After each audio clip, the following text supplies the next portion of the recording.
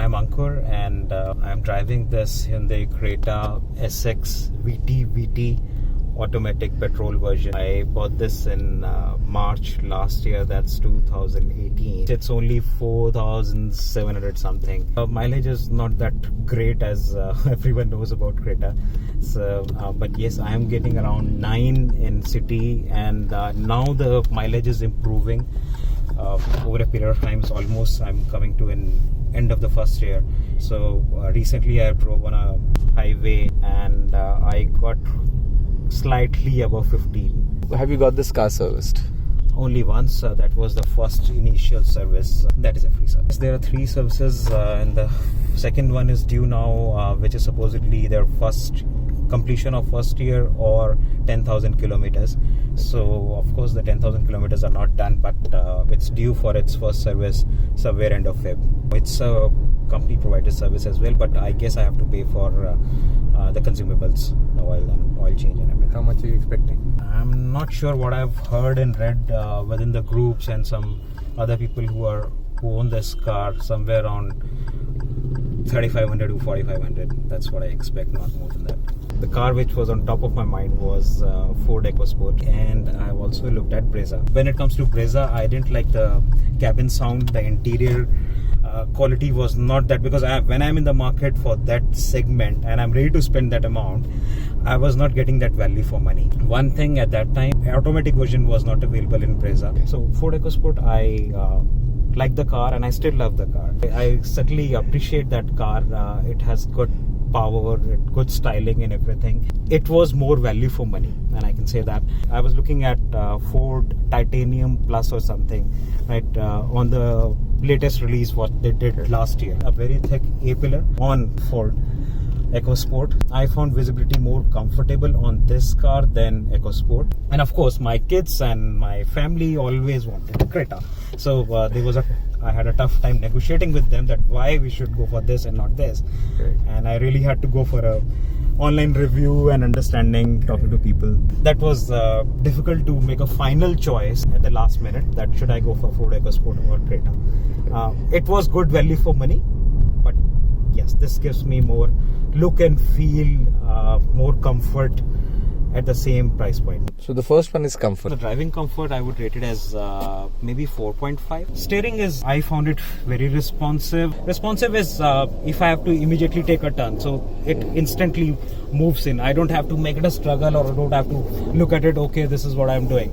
The size is very nice. It's slightly smaller than what I have driven earlier, but that is good part about it. The hold and the grip is good, especially again on this trim. They have done this leather cladding. Slow speed, of course, it's very light, as you can see right. Gets heavier when we get on towards hundreds or 110, 20. But yes, that helps because it maintains the stability of the car. This is tilt steering, so we can adjust the height the way we want it. We lock it wherever we want. Like this. If you're driving on a highway, if you find it more comfortable as per your height. How's the view from here, from the driver's view? My view is great, as you can see.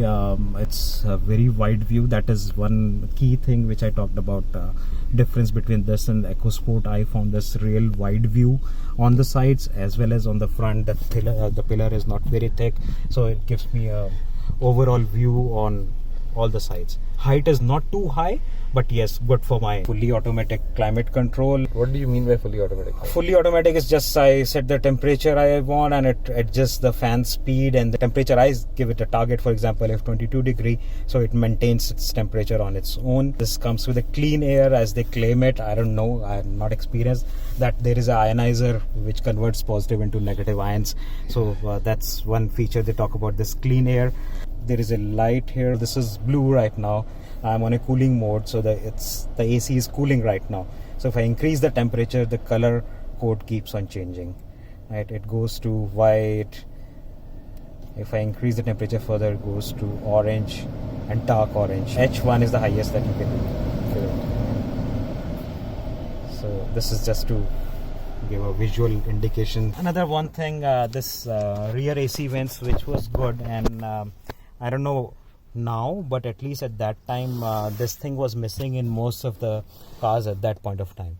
right? So rear seats AC vents, this was required, especially for longer journeys and even for shorter journeys, because as I said, AC is very effective. It cools down the cabin fairly quickly, but this helps a lot. So, and that too with two vents for left and right, even in the as in Delhi summers. So it's not really it's like you are struggling or waiting for 10 minutes. Instantly, about 5 minutes or so, you feel very comfortable with the climate control. If you look at the seat height is not too high, so it's not that my visibility on the rear side is kind of hindered in between, so I can have a look at it in the rear view mirror without worrying about these headrests. Right, so height is very comfortable. It's reaching my shoulder level, right? So that's comfortable. It's bucket type, what they call it. So these things give me a support on the sides. So sitting comfort, I don't feel fatigued. Even the longest I have driven is 10 hours or something, right? But only with 1 or 2 pit stops. But I haven't felt that I am like very tired or fatigued. So one is of course because of the automatic transmission and the driving seat. The height seat adjustable because I am not very tall. So of course I can move it front, back like normal cars do, with the tilt support and the driver seat adjustment. That was one of the most important requirement for me. But the thigh support is very good, as you can see right now, touching my calves. Again, not very tall, so again comfort. I can comfortably get inside the car, deep inside on the seat, and drive comfortably. How's the cushioning of the seat? It's not leather cladded, but I thought about it. I could have got it done, but yes, fabric is more breathable, so I found it would be comfortable in summer. The sponge quality, if you say, it's comfortable. It's not too hard, not too soft, so they have done their bit of work in maintaining this. So now rear seats, as we can see, again the space. Now this is the position that I am driving in. Plus my families, I have small kids, and my wife, she's again not very tall. So this is comfortable for a small family, right? This particular side space. But if it's pushed a bit, then it is more than required leg room. Incline is perfect, doesn't fatigue you. So incline is good, not too steep and not too inclined that you are sunk in the seats. So this is the position when I sit in front. So you will be pushing it completely Yeah, back. I'll be So pushing the it moment properly. you do that, you have enough well space. Then there's perfectly good space in the middle. This is the point where I get stuck. Okay. So I nearly have to get in like this, and then adjust myself here. So you are 6'2". I have there's almost no leg space for me. As I said, for my family and my height and size, this is very comfortable. Yeah. Right. But if someone of his physique gets into the car, then might be a bit of trouble. If especially this is the case. So as you can see, I am sitting uncomfortably. It's more than required for me. Boot space is very good, right? So if you're traveling with luggage, it's really huge, 400 liters boot space. That too with the seats, which I can extend it further. So very spacious. Overall comfort, again 4.5. The second one is the design, the look and feel of the car, outside and inside. Design of the car, of course, that's one reason why Creta have been hot selling product from Hyundai. If you look at the side profile, the front profile, it looks masculine.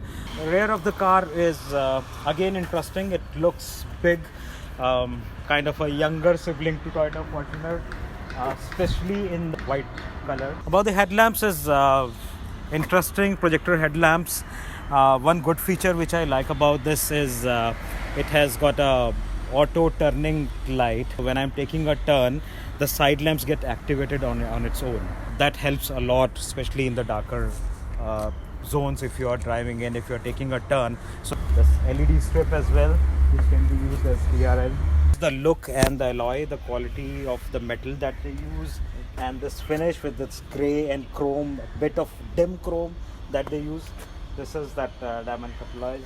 Interiors are also very good in terms of the design. The color combination that they have done is not too bright, not too dark. This suits me well. The color is very subtle. The black and grey, it blends it well, gives you more slightly premium feel. This leather steering and this comfortable, it's soft enough. The lights are of course a slightly old school, I would say. Number exterior and interior both mixed. That would be 4. Had been just exterior? Exterior would have been 4.5 or maybe 5. Ride quality is comfortable, I would say. Gearbox is very comfortable, it's very smooth in terms of whenever I'm changing it. So I don't have to think about it again, that what I'm doing, what I'm not doing. So it's kind of, it's not too difficult.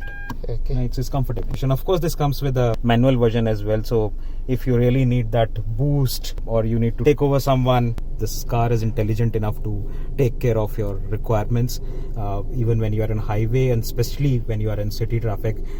Again, the car is not too huge, right? It's not like a truck, right? But it's not like a small hatchback, right? So it somewhere fits comfortably in between these two segments. It's comfortable, there is no noise inside. At high speeds it's very comfortable. The maximum I have driven is like 110 to 120, I guess.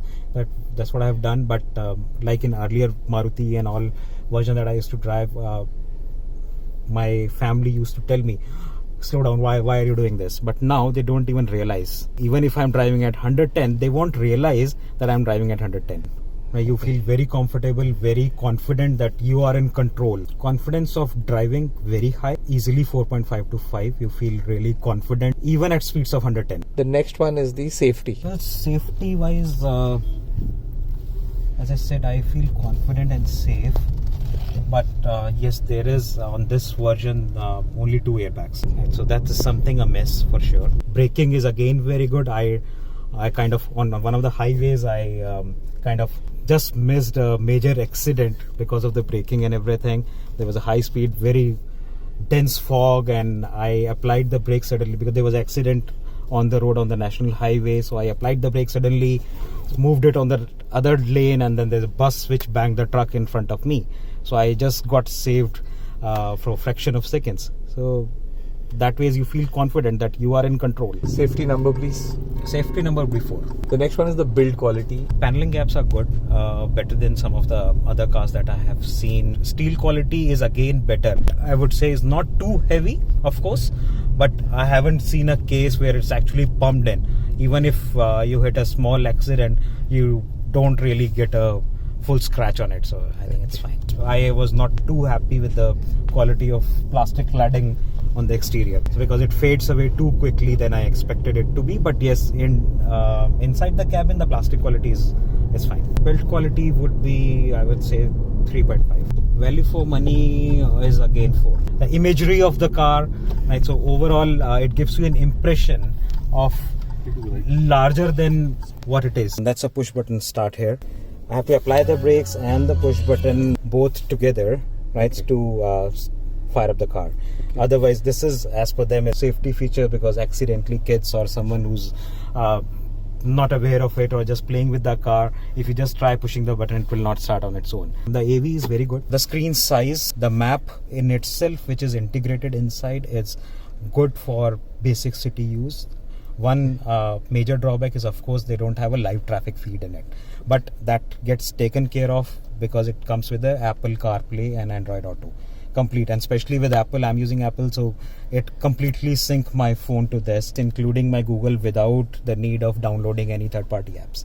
So the moment I plug this in here, it mirrors my phone here, including my music, my calls, my contact list, everything. Especially on a highway, if you need a navigation, instead of using the home navigation, I prefer to use Google navigation on Apple CarPlay. So that works very, very well. Reverse parking sensor is another one thing which I like about this car, because it gives you a very clear wide view, because the screen size is very decent enough for this car, and it gives you this. So it gives you this 2 boxes. So blue is the car and yellow is your steering tilt, on which side you are moving, right? So it helps you keeping your car perfectly in a tight spot or things like that. So even if I park the car, I don't know if I've left the car, the front 2 wheels are aligned which way. So before just getting out of the car, I can see, okay, this is not perfectly aligned. So I can just keep it like this and make sure, okay, then I park it. And of course, these are the parking sensor with the beep system moment I'm approaching. So this gives me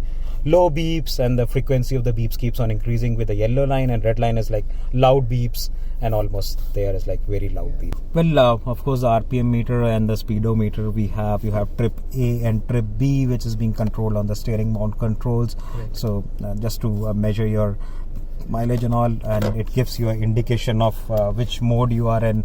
You are in parking, reverse, neutral, all drive mode. It gives you a cabin temperature, RPM, your fog lamp indicators, light indicators, handbrakes, and the regular stuff. This is anti-reflective mirror, so it doesn't give you those high beams, doesn't trouble you much.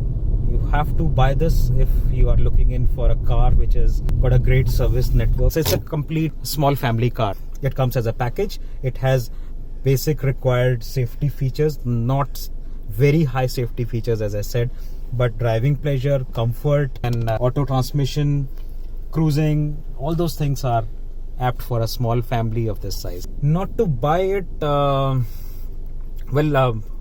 again, that is a personal thing. See, they have already taken care of some of the shortcomings in the newer versions. Like the cruise control, more safety features, more airbags, right? So, and yeah, one thing which is a small thing, the speed sensing auto lock. So these are the small things, though have taken care of.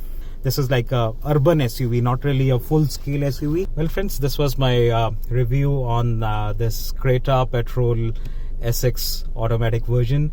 If you like this review, hit the like button, subscribe to this channel, and press the bell icon. Thank you. So nice of you. Thank you, sir. Thank you.